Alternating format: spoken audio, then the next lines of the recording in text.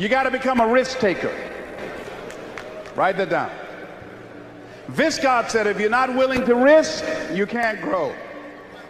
And if you can't grow, you can't become your best. And if you can't become your best, you can't be happy. And if you can't be happy, then what else is there? You know what? I saw Dr. Norman Vincent Peale 23 years ago. But for 13 years, I wouldn't take the chance. For 13 years, I was living in my comfort zone. For 13 years, I kept saying, Les Brown, you can't do that. Les Brown, you can't have that kind of audience. Les Brown, you don't have the oratorical skills. You don't have the knowledge. You don't have the money. I kept saying, I can't do that. There's an old African proverb that says, if there's no enemy within, the enemy outside can do us no harm. Bishop talks about the enemy in me. If there's no enemy within, how many of you know that you've been your own worst enemy? Raise your hands. So you've got to be willing to get outside your comfort zone. And no one could have told me that the willingness to get outside of my comfort zone, the willingness to fail, the willingness to try, to experiment, the willingness to take some chances, the willingness to do something I'd never done, that in the last 12 years, for 13 years I didn't do it. I convinced myself I couldn't do it. Then the last 12 years, I've earned in excess of $14 million. Let me tell you something, $14 million, a good garden and a healthy hog, and you can make it through the winter in Birmingham, Alabama. Do you hear me? No one could have told me I have 2 books, Live Your Dreams, and it's not over until you win. No one could have told me, born in an abandoned building on the floor, labeled educable mentally retarded, no college training. No one could have told me I would have produced 5 specials for public television. That I'd had 3 years ago the highest rated, fastest canceled talk show in the history of television. Because I wouldn't do those conflict and controversy shows. No one could have told me. I had no idea that I could do what I'm doing right now. Let me tell you what I know about you, and I don't know you. You got greatness within you. One of Dr. King's mentors, Dr. Howard Thurman, said something one night. I was reading and I couldn't sleep. He said the ideal situation for a man or woman to die is to have family members standing around their bed, praying with them as they cross over. He said, but imagine, if you will, being on your deathbed, and standing around you are the ideas, the dreams that have been given to you by life, the talents, the gifts that you've never nurtured, that you never developed, the skills that you never did anything with, standing around your bed looking at you with large, angry eyes, saying, we came to you, only you could have given us life, and now we must die with you forever. And the question is, if you died now, what dreams, what ideas, what talents, what abilities, what skills, what books, what sermons, what seminars, what businesses will die with you? Miles Monroe said the wealthiest place on the planet is not in the Far East, where they have oil in the ground. It's not in South Africa, where they have diamond mines. He said the wealthiest place on the planet is the cemetery, because there you'll find dreams not pursued, books never written, songs never sung, sermons never delivered, businesses never erected, talents never nurtured, skills never developed. You survived 1 out of 40 million sperms. You were born to win. God wants you to be rich and wealthy and successful and to live the abundant life. You must affirm that for yourself every day. So as you look at yourself, and you look at your life, and you look at your circumstances, as you work on your goals and your dreams, here's some things I want to give you. Write this down. Hold yourself to high standards. See, what if Bishop T.D. Jakes had decided, when he first received the idea of the Manpower Conference, that it could not be? What if he'd allowed that idea to die? We would not be here. See, many of you here, you are pregnant with some ideas. I'm telling you what I know.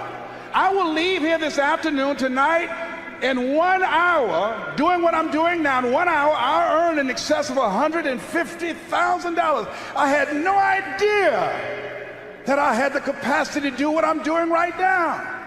You've got genius in you. You're made in the likeness and image of God. You've got greatness in you. You have some special stuff in you. You showed up with it.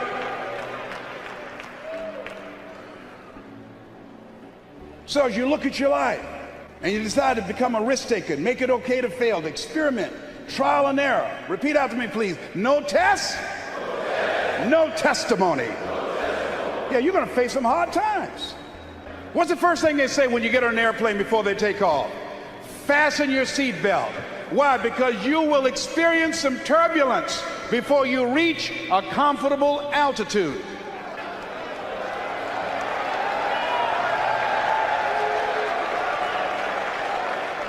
Life was testing me when the man looked at me and said, "You have prostate cancer. Your tumor is too large to have the surgery.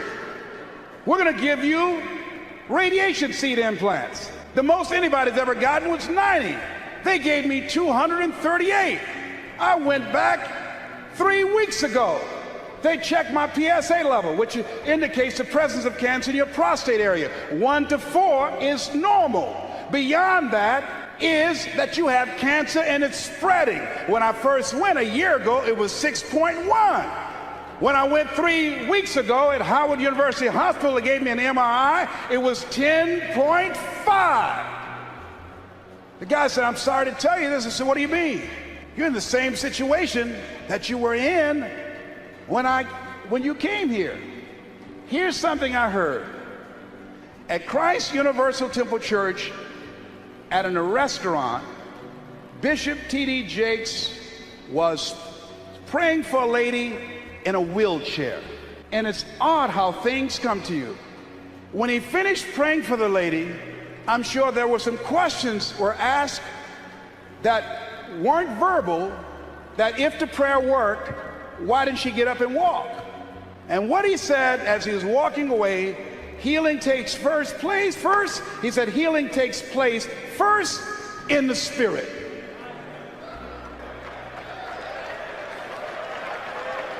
It didn't matter about his numbers. It didn't matter about their diagnosis. Judge not according to appearances. You must have the faith to call forth those things that be not as though they were. Now, do you really believe? See, it's one thing to believe when you got money in your pocket. It's one thing to believe when your marriage is working out and you got your health and your children acting like they got good sense. Oh, it's good to say, "Oh, the Lord is blessing me." It's easy to believe then. Oh, but when you get that diagnosis, say, "You ain't gonna be here long." When you lose your job, when someone you thought you'd be with for the rest of your life said, "No, we can't do this no more," that's when you have to stand.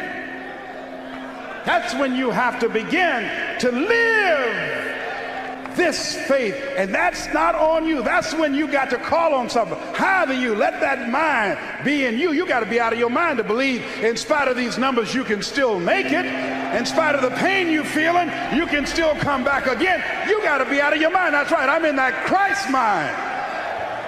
I believe it. And not when things are just favorable, not fair weather faith. And you've got to believe that.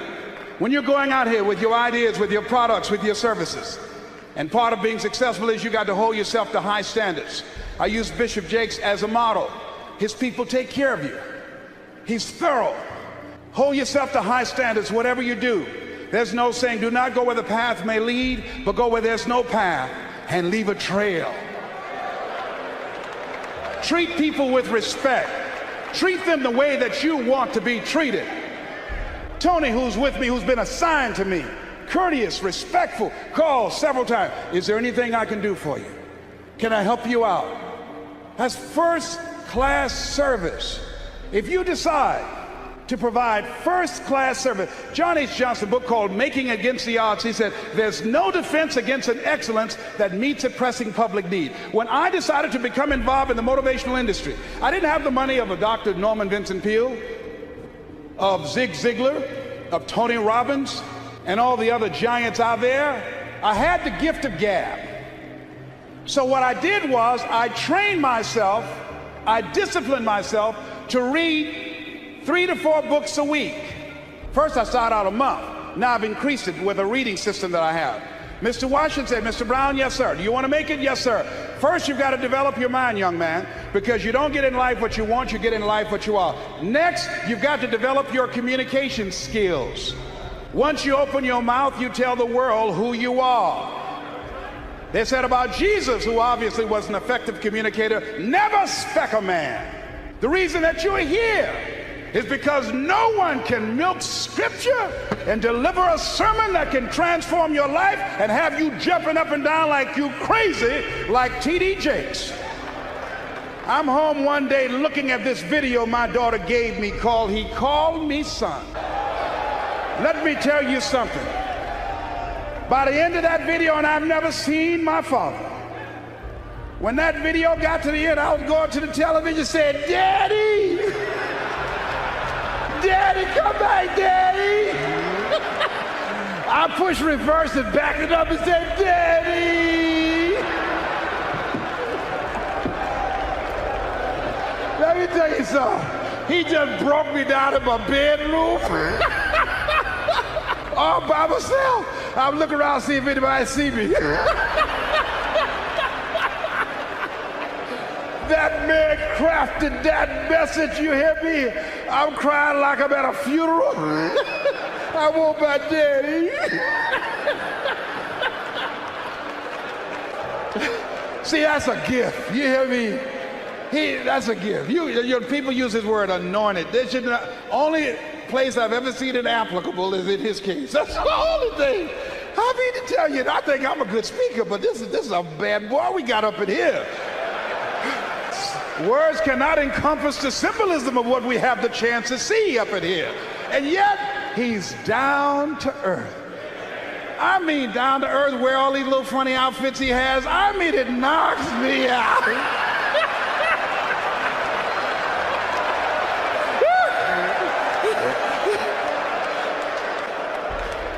And let me tell you what my daughter said to me. My daughter, my oldest daughter, is on his advanced team.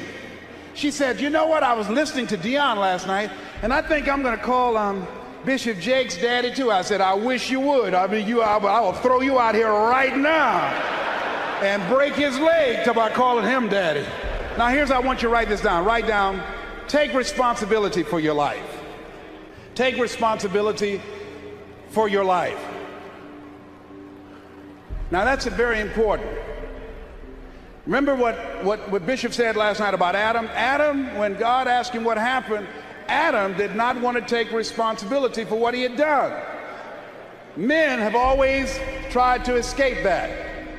So the reason I'm telling you that we got to start owning our stuff as men. Write down the next R, and that is not only responsibility, but be resourceful. A lot of men, I don't have it. I had it, I'll give it. If the women had that kind of attitude, the children would starve to death. The reason that they eat, the reason that they have some place to stay and to lay their heads and have clothes on their backs, because the women decide, I'm going to make it happen no matter what, and they're resourceful.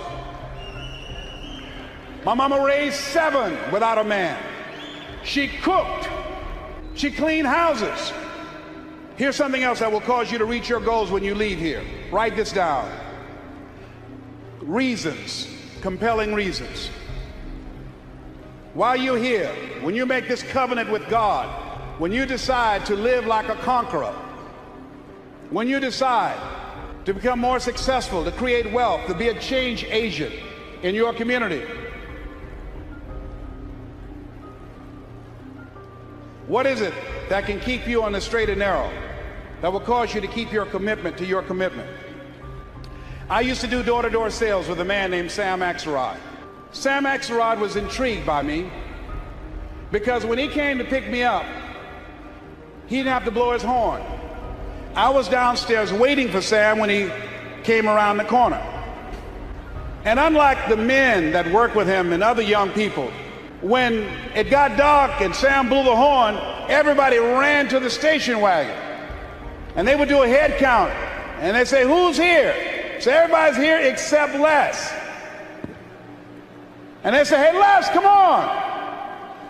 No, I'm not coming, Sam. Why? I haven't sold anything. No one's sold anything, Les. It's a long run from Liberty City to Overtown. You got to pass the 20th Street Sharks and the 14th Street Gang. The jitneys will stop running soon. I can't stop, Sam, until I sell something. See, my reason for going door to door is different than everybody else. Most people out there are trying to make some extra money to party on the weekend, or to buy a new outfit or a new bicycle.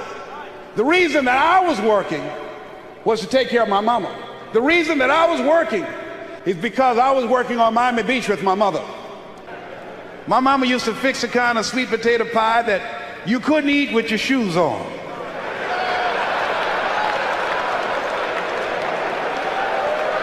You had to take your shoes off so you can wiggle your toes. And when we would go door to door, sometimes as late as 10 o'clock at night, I would knock on the door.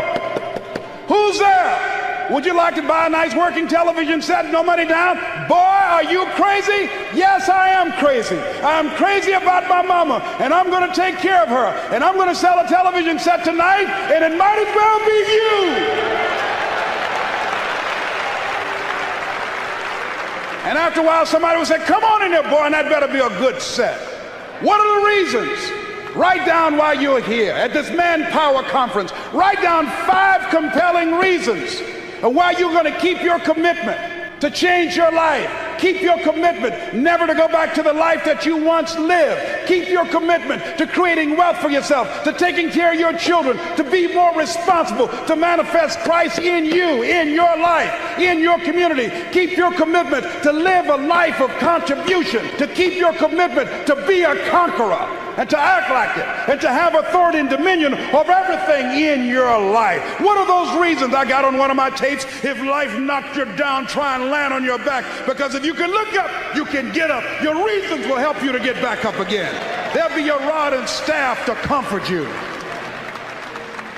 So you got to write down 5 reasons on everything that Bishop is saying, and Bishop Merritt and all the different speakers and the relationship seminar that Brother Lewis Greenup will do. How you will incorporate the principles from this Manpower Conference in your life and live them and manifest them and support them.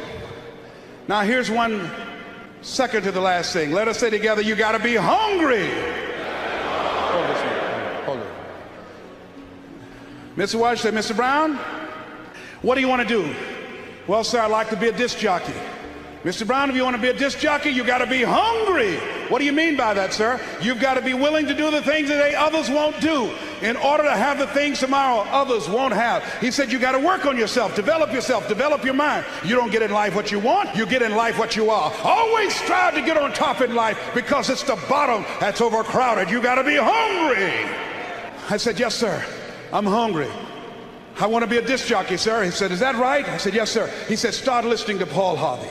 Start listening to people who are effective communicators. Be conscious of what you're saying and how you're saying it, because how you express yourself, once you open your mouth, you tell the world who you are. See yourself as a radio disc jockey. Start working to get sponsorship. Start creating the radio format that you want. Start developing your personality. I said, wait a minute, sir. I said, I want to be a disc jockey. I don't have a job yet. And then he quoted Whitney Young. He said, it's better to be prepared for an opportunity and not have one than to have an opportunity and not be prepared. You got to be hungry.